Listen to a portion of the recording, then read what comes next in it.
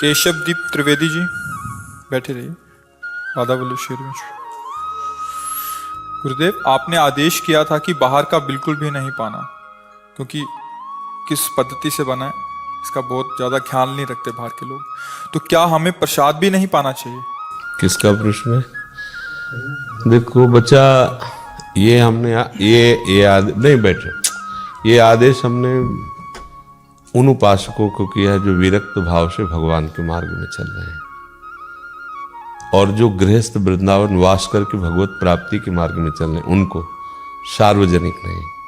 अभी आप विद्यार्थी हो सकते हैं, कोई सर्विसमैन हो सकता है, उसको तुरंत जाना है, भोजन नहीं मिला है तो 4 ब्रेड लेकर के अपना काम चलाएगा, उसके लिए नियम लागू नहीं। ये तो हम वृंदावन वासियों के लिए, जो वृंदावन धाम में अखंड वास करके भगवत प्राप्ति के लिए उद्देश्य से, उनको लिए 1 वर्ष का नहीं तो हमारा बहाना है। हम तो आजीवन के लिए उनको तैयार कर रहे हैं।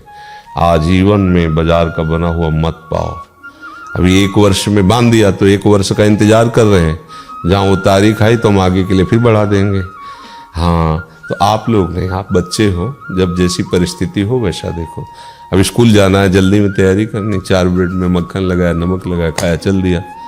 आपका जो या सर्विसमैन या जो व्यापारी, अब वो कहीं बाहर 4 दिन के लिए जा रहा है, अगर बाहर नहीं पाएगा तो कैसे चलेगा उसका? पर जिनका उद्देश्य भगवत प्राप्ति, वृंदावन वास कर रहे हैं, निर्वाह हो सकता है, उनके लिए है। ठीक है ना? गुरुदेव, आप सब संत भगवान पीला वस्त्र ही क्यों पहनते हैं?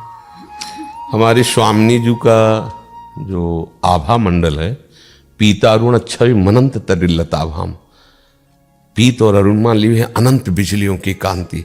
जैसे लालजू पीतांबर धारण करते हैं ना, तो स्वामिनी जी के हेमवर्ण कांति के प्रभाव से श्री लालजू महाराज हेमवर्ण का पीतांबर धारण करते हैं, और लाडली जो नीलांबर धारण करती है अपने हेम अंग कांति के ऊपर, क्योंकि लालजू के श्रीअंग की कांति है। हम सब प्रियादासी हैं। और दूसरी बात, हमारे वृंदावन में सदैव बसंत ऋतु रहता है। वेणुमाई बाजे बंसी बट, सदा बसंत रहत वृंदावन। बसंत रंग कैसा होता है जानते हो? बसंती रंग किसे कहते हैं? इसे कहते हैं बसंती रंग, है ना? हम वृंदावन वासी सदैव बसंत में रहते हैं। हम प्रिया उपासी उन्हीं के आभा मंडल की कांति से युक्त पीतांबर धारण करते हैं। समझ में आ गया जी? गुरुदेव, गुरु मंत्र और निज मंत्र इतने गुप्त क्यों हैं? बैंक में आपके वो जो लॉकर होता है, बड़ी गुप्त रखी जाती है। एक चाबी बैंक में रहती है, एक उसके पास रहती है। क्यों? क्योंकि वो अपनी धरोहर है ना।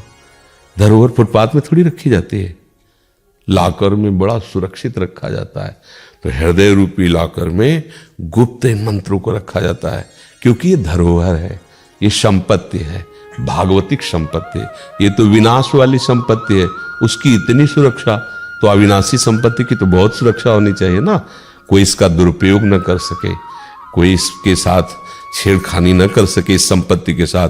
तो पहले अधिकारी देखा जाता है। पहले शरणागत बनो, वर्षों भजन करके प्रिया प्रीतम के अनन्य बनो, तब निज मंत्र लीजिए। हाँ, जैसे कोई अपनी गोदनामे में किसी लड़के को ले तो हो गया संपत्ति का अधिकारी, पर लाकर की चाबी थोड़ी पकड़ा देगा। जवान हो, फिर इसके बाद उसके आचरण क्या है। अगर विपरीत आचरण है तो स्थूल संपत्ति ले, लेकिन वो वास्तविक संपत्ति को किसी और को देगा कि अधिकारी नहीं। अगर सही है वो आदमी तो गोदना में भले ले लिया है, पर उसे नहीं देगा कि हम तो समझते थे ठीक से चलेगा, शराब पीता है, गुंडागर्दी करता है, अगर हमने अपनी सारी संपत्ति दे दी तो बर्बाद कर देगा। गोदना में लिए, चलो 10-20 बीघा इसको दे दो, इसके बाद वो गुप्त संपत्ति किसी धर्मार्थ में खर्चा करेगा जाके। ऐसे ही जब लौकिक संपत्ति को इतना विचार पूर्वक दिया जाता है, ये तो भागवतिक संपत्ति जिससे प्रिया प्रीतम अधीन होते हैं, ये वो मंत्र हैं। तो इसको कैसे? शरणागत के लिए तो सब अधिकारी है, कैसा भी कोई जीव क्यों ना हो, प्रभु की शरण में आना चाहता, रास्ता है। लेकिन फिर निज परिकर में मिलने के लिए उसके लिए अनन्यता चाहिए, जितेंद्रियता चाहिए, अन्य संबंधों का त्याग करके तन्मयता चाहिए। तद्बुद्धि, तदनिष्ठा, तदात्माना, तत्परायणा, तब निज मंत्र का अधिकारी। समझ रहे हैं ना? नैना बरेली से। महाराज जी के चरणों में दंडवत प्रणाम। महाराज जी, श्री जी कृपा से नाम में बहुत आनंद मिलता है, क्या ये आनंद आगे भी ऐसा ही मिलता रहेगा? ये तो आप जाने। आप अगर आनंद को इसको बढ़ाएंगे तो वो मिलेगा, आप प्रकृतिजन्य आनंद की तरफ फिसल जाएंगे तो वो मिलेगा। अभी कोई आनंद शाश्वत थोड़ी आया है। शाश्वत आनंद आएगा तो प्रश्न ही खत्म हो जाएगा कि हमें आनंद मिलेगा कि नहीं मिलेगा। अभी आनंद का प्रयास है। प्रयास में जब इतना आनंद है तो जब वो आनंद मिलेगा तब कैसा होगा।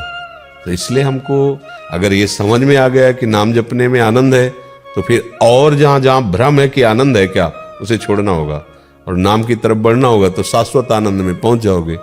और माया जनित आकर्षण के सुख में भागोगे तो फिर ये सुख गौड़ हो जाएगा।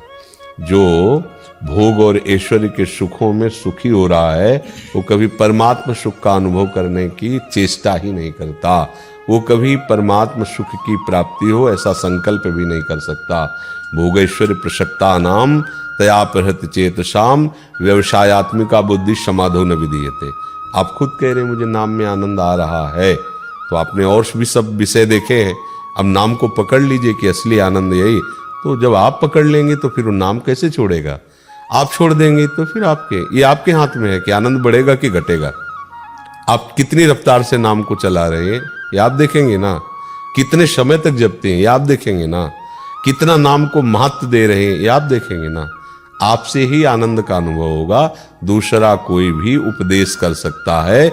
चलना आपको है, आनंद के भोक्ता आपको बनना है।